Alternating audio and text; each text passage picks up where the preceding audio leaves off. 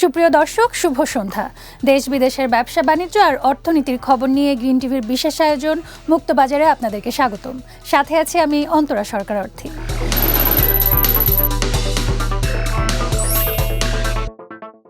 Padma barrage বাস্তবায়ন সহ ৩৬,৬৯৫ কোটি টাকা ব্যয়ে ৯টি প্রকল্পের অনুমোদন দিয়েছে একনেক। সচিবালয়ে এই বৈঠকে ১৬টি প্রকল্প বিচার বিশ্লেষণ শেষে ৯টির অনুমোদন দেওয়া হয়। সভা শেষে সাংবাদিকদের একথা জানান পানি সম্পদ মন্ত্রী মোহাম্মদ শহীদ উদ্দিন চৌধুরী এনি।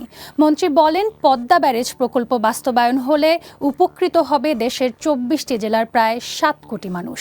ভারতের পশ্চিমবঙ্গে ফারাক্কা বাঁধের কারণে বাংলাদেশের দক্ষিণ পশ্চিমাঞ্চলে শুষ্ক মৌসুমে পানি সংকটের হাহাকার দশকের পর দশক ধরে। এ থেকে কিছুটা রেহাই পেতেই অবশ্যই পদ্মা ব্যারেজ প্রকল্পটির অনুমোদন দিল সরকার। বুধবার সচিবালয়ে মন্ত্রিপরিষদ বিভাগে প্রধানমন্ত্রীর সভাপতিত্বে জাতীয় অর্থনৈতিক পরিষদের নির্বাহী কমিটি একনেক সভায় এই প্রকল্প ছাড়াও আরও ৮টির অনুমোদন দেওয়া হয়। চলতি অর্থবছরের ১১তম এবং বিএনপি সরকারের তৃতীয় একনেক বৈঠকে দেশের অবকাঠামো ও আর্থসামাজিক উন্নয়নের লক্ষ্যে নতুন সংশোধিত মিলিয়ে ১৬টি প্রকল্প উত্থাপিত হয়। একনেক বৈঠক শেষে এ নিয়ে কথা বলেন পানি সম্পদ মন্ত্রী শহীদ উদ্দিন চৌধুরী এনি। জানান, পদ্মা ব্যারেজ হবে একটি মাস্টার মাইন্ড প্রকল্প। আমরা এক কথায় বলি যে বাংলাদেশের মাস্টার মাইন্ড প্রকল্প সেটি হলো পদ্মা ব্যারেজ। প্রায় ৩৫,০০০ কোটি টাকার এই প্রজেক্ট আজকে অনুমোদন হয়েছে। পদ্মা ব্যারেজ প্রকল্প বাস্তবায়ন হলে দেশের ২৪টি জেলার প্রায় ৭ কোটি মানুষ উপকৃত হবে উল্লেখ করে এর মধ্য দিয়ে দক্ষিণ পশ্চিমাঞ্চলের কৃষিতে ব্যাপক পরিবর্তন আসবে বলে জানান মন্ত্রী। আমি মনে করি যে এই প্রকল্পটি বাস্তবায়নের মধ্য দিয়ে যে বাংলাদেশের দীর্ঘদিনের যে দক্ষিণ পশ্চিমাঞ্চল, উত্তরাঞ্চল, সেই দিকের মানুষ সবচেয়ে বেশি উপকার পাবে। ভারতের সঙ্গে গঙ্গা চুক্তি প্রসঙ্গে এক প্রশ্নের জবাবে প্রাণী সম্পদ মন্ত্রী জানান, এ নিয়ে আলোচনা চলছে, তবে দেশের স্বার্থই গুরুত্ব পাবে। আগামী অর্থবছরের জন্য ৩ লাখ কোটি টাকার এডিপি অনুমোদন দিয়েছে সরকার। এই উন্নয়ন বাজেটটি বর্তমান অর্থবছরের সংশোধিত বরাদ্দের তুলনায় প্রায় ৫০% বেশি। জাতীয় অর্থনৈতিক পরিষদ এনইসি সভা শেষে অর্থমন্ত্রী আমির খসরু মাহমুদ চৌধুরী জানিয়েছেন, ভঙ্গুর অর্থনৈতিক পরিস্থিতি থেকে উত্তরণে বড় আকারের উন্নয়ন বাজেটকে প্রধান হাতিয়ার হিসেবে দেখছে সরকার। রাজধানীর শেরেবাংলা নগরের এনইসি সম্মেলন কক্ষে সোমবার প্রধানমন্ত্রী তারেক রহমানের সভাপতিত্বে অনুষ্ঠিত জাতীয় অর্থনৈতিক পরিষদের সভায় ২০২৬-২৭ অর্থবছরের বার্ষিক উন্নয়ন কর্মসূচির অনুমোদন করা হয়। এডিপির আকার ধরা হয়েছে প্রায় ৩ লাখ কোটি টাকা। এর মধ্যে সরকার নিজস্ব তহবিল বা জিওবি থেকে ১,৯০,০০০ কোটি এবং বৈদেশিক খাত থেকে আসবে ১,১০,০০০ কোটি টাকা। বৈঠক শেষে সংবাদ সম্মেলনে অর্থমন্ত্রী বলেন, এডিপি বড় করার মূল উদ্দেশ্য হল সরকারের নির্বাচনী ইশতেহারের প্রতিফলন ঘটানো এবং প্রকল্প বাস্তবায়নের সক্ষমতা বৃদ্ধি করা। এনইসি উপস্থাপিত এই এডিপি শুধু অবকাঠামোগত উন্নয়ন নয়, বরং রাষ্ট্রীয় সংস্কার, বৈষম্যহীন সমাজ গঠন, টেকসই অর্থনীতি এবং আঞ্চলিক ভারসাম্য প্রতিষ্ঠার একটি সমন্বিত রূপরেখা। অর্থমন্ত্রী বলেন, অর্থনীতিকে পুনরুজ্জীবিত করতে বড় বিনিয়োগের বিকল্প নেই। উন্নয়নকে ত্বরান্বিত করতে সরকার উচ্চাকাঙ্ক্ষী উন্নয়ন বাজেট গ্রহণ করেছে। এডিপি বাস্তবায়নের স্বচ্ছতা ও জবাবদিহি নিশ্চিত করতে নতুন কিছু উদ্যোগ নেওয়ার কথাও জানান অর্থমন্ত্রী। প্রত্যেকটি মন্ত্রণালয় এটা মনিটর করবে। প্রত্যেকটি মন্ত্রণালয়ে একটি ড্যাশবোর্ড থাকবে। ড্যাশবোর্ডের মধ্যে প্রত্যেকটি চলমান প্রকল্পের কতটুকু অগ্রগতি হয়েছে এটা শো করবে। যেখানে অগ্রগতি হচ্ছে না, কোনো কারণে পিছিয়ে যাচ্ছে, সেখানে সাথে সাথে ব্যবস্থা নেওয়া হবে মন্ত্রণালয়ের পক্ষ থেকে। সরকার অর্থনীতির পুনরুদ্ধার এবং দীর্ঘমেয়াদী উন্নয়ন নিশ্চিত করতে বড় আকারের বিনিয়োগ ও কার্যকর প্রকল্প বাস্তবায়নের উপরই জোর দিচ্ছে বলেও জানান অর্থমন্ত্রী। আগামী ২০২৬-২৭ অর্থ বছরের বাজেটে কর আদায় না বাড়লে যুক্তরাষ্ট্রের সঙ্গে যে বাণিজ্য চুক্তি হয়েছে সেটি অর্থনীতিতে চাপ বাড়াবে। এসডিজি বাস্তবায়নে নাগরিক প্ল্যাটফর্ম বাংলাদেশের গবেষণায় এমন তথ্য উঠে এসেছে। রাজধানীর গুলশানের একটি হোটেলে সংলাপে বক্তারা বলেন, বাজেটে জনগণ কতটা দিচ্ছে এবং কতটা ফেরত পাচ্ছে সেটির মূল্যায়ন হওয়া উচিত। আমরা আবার আমাদের হয়তো এসডিজি বাস্তবায়নে নাগরিক প্ল্যাটফর্ম বাংলাদেশ আয়োজিত জাতীয় বাজেট 2026-27 রাজনৈতিক প্রতিশ্রুতি ও নাগরিক প্রত্যাশার শীর্ষক সংলাপ আয়োজিত হয়। এলিমেন্টের কথা তৌফিক বলল। সংলাপে মূল প্রবন্ধ উপস্থাপনকালে সিপিডির অতিরিক্ত গবেষণা পরিচালক তৌফিকুল ইসলাম খান বলেন, কর আদায় না বাড়িয়ে পরিচালন ব্যয় বাড়ালে সরকারের উপর চাপ বাড়বে। যে বাংলাদেশের বাজেটটা তৈরি হচ্ছে হলো কতগুলো কাঠামোগত দুর্বলতার ভিতর দিয়ে, এটা দীর্ঘদিন ধরে হয়েছে, এগুলো অনেক চর্চিত।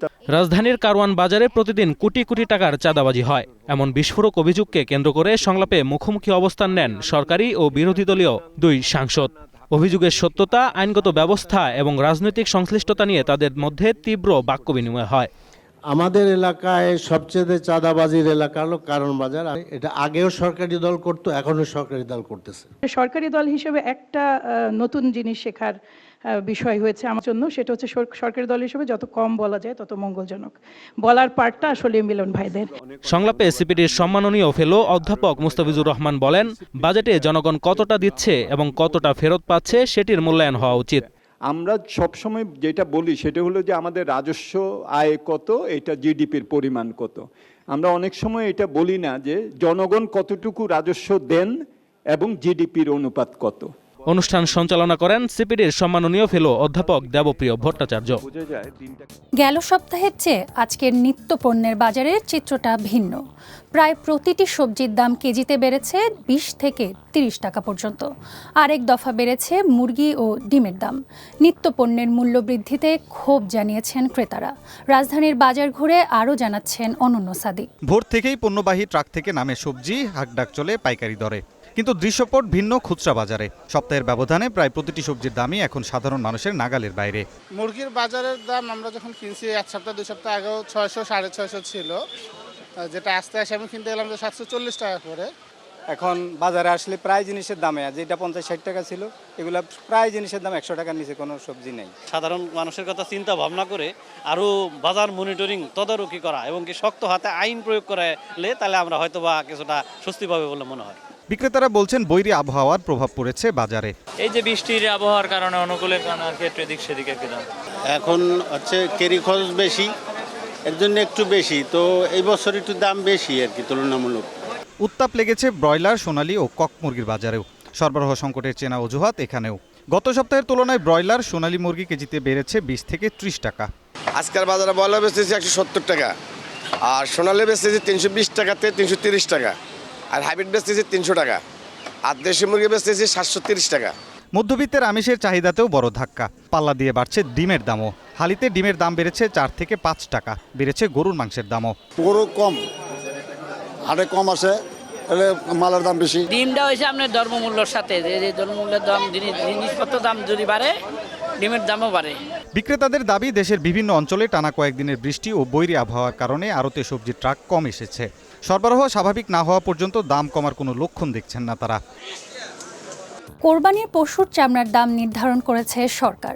এবছর কোরবানির গরুর লবণযুক্ত চামড়া প্রতি বর্গফুট 62 থেকে 67 টাকা, ঢাকার বাহিরে প্রতি বর্গফুট 57 থেকে 62 টাকা, খাসির চামড়া প্রতি বর্গফুট 22 টাকা থেকে 25 টাকা নির্ধারণ হয়েছে। সচিবালয়ে বাণিজ্য মন্ত্রণালয়ের সভাকক্ষে সংবাদ সম্মেলনে গরুর চামড়ার নতুন দাম ঘোষণা করেন বাণিজ্যমন্ত্রী খন্দকার আব্দুল মুক্তাদির। এ সময় পশুর চামড়া যাতে নষ্ট না হয় সেজন্য সরকারের অর্থায়নে লবণ পৌঁছে দেওয়া হবে বলে জানান মন্ত্রী। সরকারের পক্ষ থেকে 17,60,00,000 টাকার লবণ বিতরণ করা হচ্ছে বলেও উল্লেখ করেন তিনি। কোরবানির ঈদ সামনে রেখে অর্থ সংকটে পড়েছেন নাটোরের চামড়া ব্যবসায়ীরা।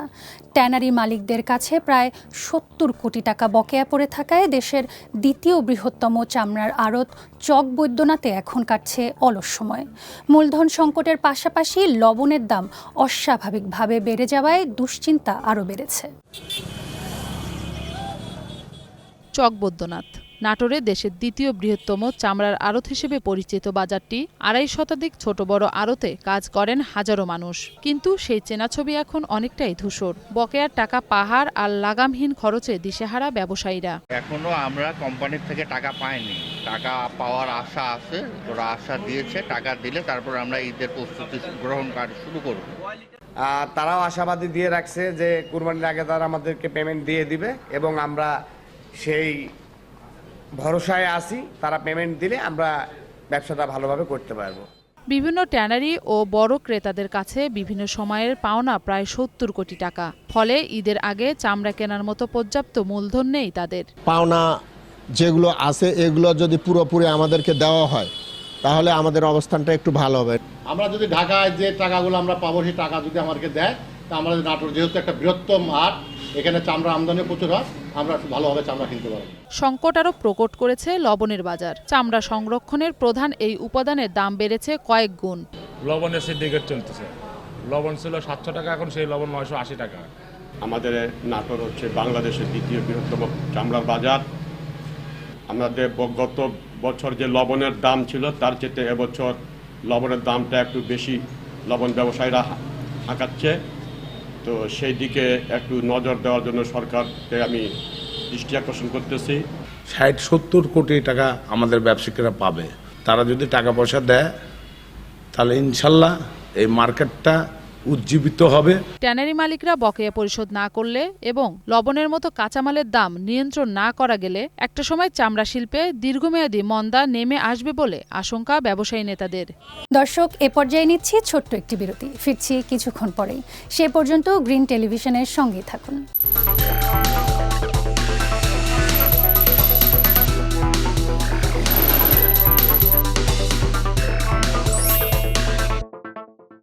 দর্শক, বিরতির পর আবারও স্বাগত মুক্তবাজারে। আসন্ন ঈদুল আজহাকে সামনে রেখে কামারদের ব্যস্ততা শুরু হয়ে গেছে। কামার শিল্পীরা দিন-রাত পরিশ্রম করে কোরবানির ঈদের প্রয়োজনীয় বিভিন্ন ধরনের যন্ত্রপাতি তৈরি করছেন। দোকানের সামনে সারি করে সাজিয়ে রাখা হয়েছে মাংস কাটার সরঞ্জাম। ঈদের সময় যত ঘনিয়ে আসবে সরঞ্জাম তৈরির ব্যস্ততা আরও বাড়বে বলে জানান তারা। দরজায় কড়া নাড়ছে কোরবানির ঈদ, তাই টুংটাং শব্দ, কোনো কোনো দোকানে শান দেওয়ার আওয়াজ আর কয়লার গন্ধে কারওয়ান বাজারের কামারপাড়ার চারপাশ।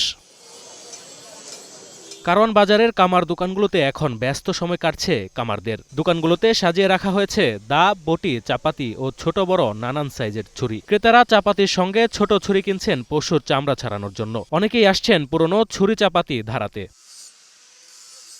সারা বছর তেমন কাজ না থাকলেও কুরবানি আসলে বাড়ে চাহিদা। নতুন দা, বটি তৈরির পাশাপাশি ব্যস্ততা বেড়েছে পুরনো সরঞ্জাম ধার দেওয়ার কাজেও। তাই এই সময়ে দম ফেলার ফুরসত পান না কারিগররা।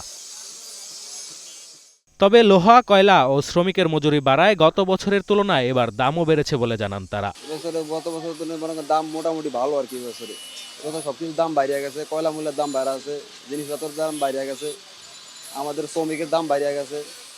এই আর কি বেচা কিনা মোটামুটি যাই আছে, মালের দাম একটু বেশি আর কি। তেমন বেচা কিনি লাগে নেন, এবারে অবস্থা তেমন ভালো দেখা যাচ্ছে না। ইনশাল্লাহ ভালো হবে, আগামী সামনে দিন যেন ভালো থাকে, ভালো হবে ইনশাল্লাহ। ঈদের আরও কিছুদিন বাকি থাকায় সামনে আরও বেশি বেচাকেনা হবে, এমনটাই প্রত্যাশা তাদের। নতুন করে বিদ্যুতের দাম বৃদ্ধি করা হলে দেশের স্টিল শিল্পসহ সামগ্রিক শিল্প খাত মারাত্মক চাপে পড়বে বলে আশঙ্কা প্রকাশ করেছে Bangladesh still manufacturers association BSMA। সংবাদ সম্মেলনে সংগঠনটির নেতারা বলেন, কোভিড পরবর্তী অর্থনৈতিক প্রভাব, ডলার সংকট, গ্যাসের মূল্য বৃদ্ধি, উচ্চ সুদহার এবং নির্মাণ খাতে চলমান স্থবিরতার কারণে দেশের শিল্প খাত ইতোমধ্যেই কঠিন পরিস্থিতির মধ্যে দিয়ে যাচ্ছে। এর মধ্যে বিদ্যুতের মূল্য আবারও বৃদ্ধি করা হলে উৎপাদন ব্যয় উল্লেখযোগ্য হারে বেড়ে যাবে এবং আন্তর্জাতিক বাজারে বাংলাদেশের শিল্পের প্রতিযোগিতা সক্ষমতা আরও দুর্বল হয়ে পড়বে। BSMA নেতারা আরও অভিযোগ করেন, শিল্প কারখানাগুলোকে অযৌক্তিক ডিমান্ড চার্জ, অতিরিক্ত ভ্যাট এবং পাওয়ার ফ্যাক্টরিজনিত জরিমানা বহন করতে হচ্ছে, যা শিল্প পরিচালনার ব্যয় আরও বাড়িয়ে দিচ্ছে বলে জানান তারা। নারী উদ্যোক্তাদের ক্ষমতায়নে অন্তর্ভুক্তিমূলক প্রবৃদ্ধি নিশ্চিত করতে প্রাক বাজেট আলোচনা সভার আয়োজন করেছেন women entrepreneur association of Bangladesh web. রাজধানীর গুলশানের লেকশোর হোটেল আয়োজিত এই অনুষ্ঠানে প্রধান অতিথির বক্তব্যে অর্থ ও পরিকল্পনা মন্ত্রণালয়ের উপদেষ্টা ডক্টর রাশেদ আল মাহমুদ তিতুমির বলেন, নারীর ক্ষমতায়ন ছাড়া অর্থনৈতিক উন্নয়ন সম্ভব নয়। তিনি বলেন, নারীর আনুষ্ঠানিক শ্রমবাজারে অংশগ্রহণ কমেছে, সিদ্ধান্ত গ্রহণ থেকেও নারীরা পিছিয়ে পড়েছেন। নারী উদ্যোক্তাদের সাফল্যই বাংলাদেশের অগ্রগতির অন্যতম চালিকা শক্তি বলেও মন্তব্য করেন তিনি। অনুষ্ঠানে নারী উদ্যোক্তাদের জন্য বাজেটে প্রয়োজনীয় নীতিগত সহায়তা ও আর্থিক সুবিধা বাড়ানোর দাবি জানানো হয়। রাজধানীর গুলশানের আলোকিতে শুরু হয়েছে অরিয়া বাংলাদেশ তুর্কি গালা উৎসব। ফ্যাশন, খাবার, লাইফস্টাইল ও শপিংকে ঘিরে আয়োজিত এই উৎসবে ভিড় করেছেন নানা বয়সী দর্শনার্থীরা। তুর্কি সংস্কৃতি, ঐতিহ্য ও আধুনিক লাইফস্টাইলের অনন্য সমন্বয়ে শুরু হয়েছে ব্যতিক্রমী এই আয়োজন। উৎসবকে ঘিরে সাজানো হয়েছে নান্দনিক ফ্যাশন স্টল। দেশীয় ও আন্তর্জাতিক বিভিন্ন ব্র্যান্ডের অংশগ্রহণে আয়োজিত এই উৎসবে দর্শনার্থীদের উপস্থিতি ছিল চোখে পড়ার মতো। পরিবার, পরিজন ও বন্ধুদের সঙ্গে উৎসব উপভোগ করতে আসেন অনেকেই। আয়োজকরা জানান, বাংলাদেশ ও তুরস্কের ফ্যাশন ও লাইফস্টাইল সংস্কৃতির মধ্যে একটি সেতুবন্ধন তৈরি করাই এই আয়োজনের মূল উদ্দেশ্য। রাজস্থান বেজড, রাজস্থান গুজরাট বেজড যে বুটিকগুলোর ওখানকার পণ্যগুলো আমাদের এখানে আছে আপাতত, এবং পাকিস্তানি কিছু আছে। তো রাজস্থানি যেগুলো আছে সেগুলো অ্যাকচুয়ালি খুব একটা एलिगेंट कलेक्शन আছে যেহেতु माशाल्लाह यहाँ पे हमारी प्रोडक्ट क्वालिटी आई हुई है। लॉन्ग काफ्तान्स आए हुए हैं जो आजकल वायरल ट्रेंडिंग में है। इसके अलावा लॉन, कॉटन, देन गाउन्स आए हुए हैं, फैंसी स्टोन वर्क के साथ आए हुए हैं, और जो है हमारे पास कॉटन की रेंज बहुत अच्छी आई है। এই জোনটা যে গুলশান এই এলাকার মধ্যে কাস্টমারের চাহিদাটা কেমন, তাদের ডিজাইনটা কেমন পছন্দ, মোটামুটি দেখলাম যে তারা ইউনিক ডিজাইনগুলো বেশি আর কি পছন্দ করছে। ফ্যাশন, খাবার ও বৈচিত্র্যময় পণ্যের সমাহারে সন্তোষ প্রকাশ করেছেন দর্শনার্থীরাও। টুকটাক জিনিস যেটা অনেক সময় মাথায় থাকে, যেহেতু কাজে থাকি অনেক সময় কেনা হয় না, অনলাইনে হয়তো দেখছি কেনা হচ্ছে না, এখানে যেমন দেখা যাচ্ছে দেখে কেনা যে এটা খুব ভালো লাগছে। হ্যাঁ, মেলাটা আসলে খুবই ভালো লাগছে, বিশেষ করে যখন এমন কোনো কালেকশন দেখি যেটা সচরাচর আমাদের চোখে পড়ে না। ইউনিক কিছু কালেকশন এখানে আছে। সবার প্রোডাক্টই ভালো, বিভিন্ন ধরনের প্রোডাক্টস এখানে দেখছি, কাপড় চোপড় থেকে স্টার্ট করে jewellery items and perfumes, accessories and all সব কিছুই আছে, অ্যান্ড সব কিছুই ভালো লাগছে। আয়োজকরা আরও জানান, নির্ধারিত সময় পর্যন্ত চলবে এই উৎসব। প্রতিদিনই থাকছে বিশেষ ছাড়, সংস্কৃতি পরিবেশনা ও নানা আয়োজন। রাজধানীর দ্য ওয়েস্ট ইন ঢাকায় অনুষ্ঠিত হয়েছে সেন্টার ফর এডুকেশন আয়োজিত স্টাডি অ্যাব্রড এডুকেশন এক্সপো 2026। দেশের বিভিন্ন প্রান্ত থেকে শিক্ষার্থী ও অভিভাবকদের ব্যাপক উপস্থিতিতে দিনব্যাপী এই আয়োজন প্রাণবন্ত হয়ে ওঠে। এক্সপোতে যুক্তরাজ্য, অস্ট্রেলিয়া, ইউরোপ, কানাডা ও নিউজিল্যান্ড সহ বিশ্বের বিভিন্ন দেশের বিশ্ববিদ্যালয় প্রতিনিধিরা সরাসরি অংশ নেয় এবং শিক্ষার্থীদের সাথে পরামর্শ প্রদান করেন। এক্সপোতে অংশগ্রহণকারীরা on spot assessment, application processing, scholarship তথ্য এবং উচ্চশিক্ষা সংক্রান্ত দিক নির্দেশনা গ্রহণের সুযোগ পায়। আয়োজকরা জানান, আন্তর্জাতিক উচ্চশিক্ষা বিষয়ে শিক্ষার্থীদের সঠিক তথ্য ও গাইডলাইন প্রদানের লক্ষ্যেই এই আয়োজন করা হয়েছে। আকিজ আইবসের নিজস্ব গেমিং প্ল্যাটফর্ম ইলিউশন আর্ক তরুণদের ডিস্ট্রাকটিভ গেমিং ও অনলাইন বেটিংয়ের মতো ধ্বংসাত্মক আসক্তি থেকে সরিয়ে সুস্থ প্রতিযোগিতার দিকে আনতে কোরবানি রান গেমিং টুর্নামেন্ট চালু করেছে।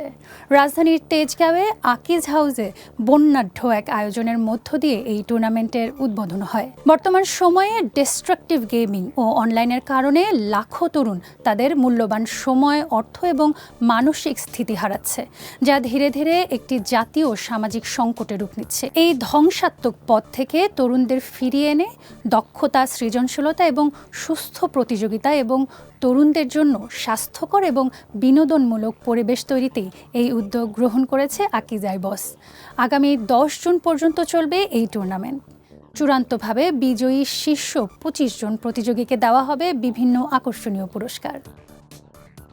দর্শক, গ্রিন টেলিভিশনের সাপ্তাহিক অনুষ্ঠান মুক্তবাজার আজ এ পর্যন্তই। আগামী সপ্তাহে ফিরে আসব ব্যবসা বাণিজ্যের আরও খবর নিয়ে। আর সে পর্যন্ত গ্রিন টিভি নিউজ ও অন্যান্য আয়োজন দেখতে চোখ রাখুন আমাদের ওয়েবসাইট, ইউটিউব ও ফেসবুকে।